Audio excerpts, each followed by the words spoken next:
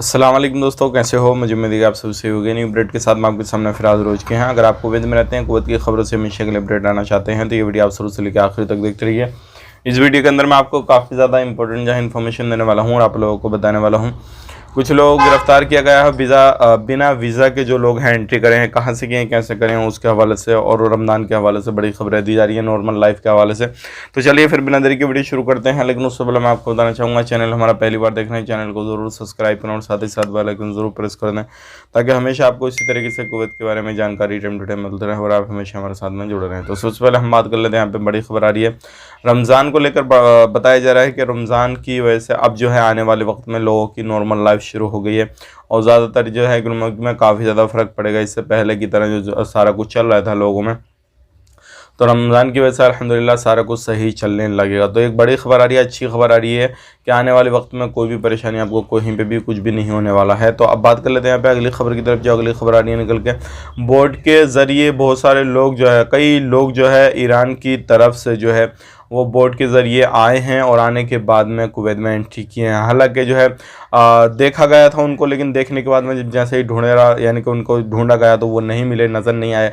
लेकिन जो वो सामान लेकर आए थे तो वो सामान जो है पकड़ लिया गया है और वो सामान उनके पास में वो था जो क्या कुवैत के अंदर बैन है, वो सारी चीज़ें हैं। अब वो जो है उनकी जो है छानबीन चल रही है कुवैत के अंदर, किस तरफ गए, कैसे गए, क्या हुआ क्या नहीं हुआ।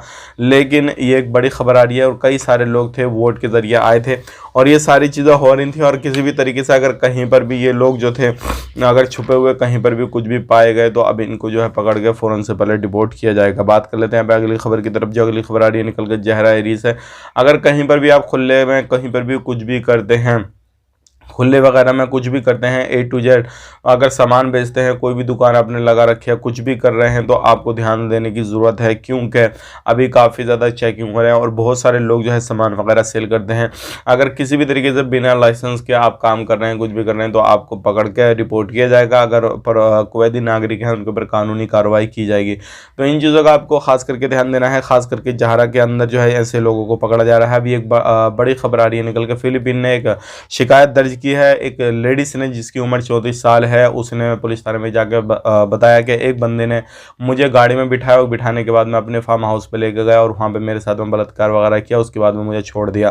तो इस तरीके से उसने पूरा मसला बताया है। अब उसकी भी कार्रवाई वगैरह की जाएगी और जो भी बंदा था जिस तरीके से इसने किया उसके उस पर भी इस तरीके से कानूनी कार्रवाई की जाएगी। तो ये एक बड़ी खबर थी जो कि वो भी मैंने आप तक शेयर कर दिया। अगर आप कहीं पर भी रहते हैं किसी भी तरीके से तो थोड़ा ध्यान दें और किसी भी तरीके से कोई भी काम काज करते हैं तो उसका भी ध्यान दें। बाकी इस तरीके से जो बिना वीज़ा के लोग एंट्री कर रहे हैं किसी भी तरीके से, तो उन पर भी कार्रवाई वगैरह की जा रही है।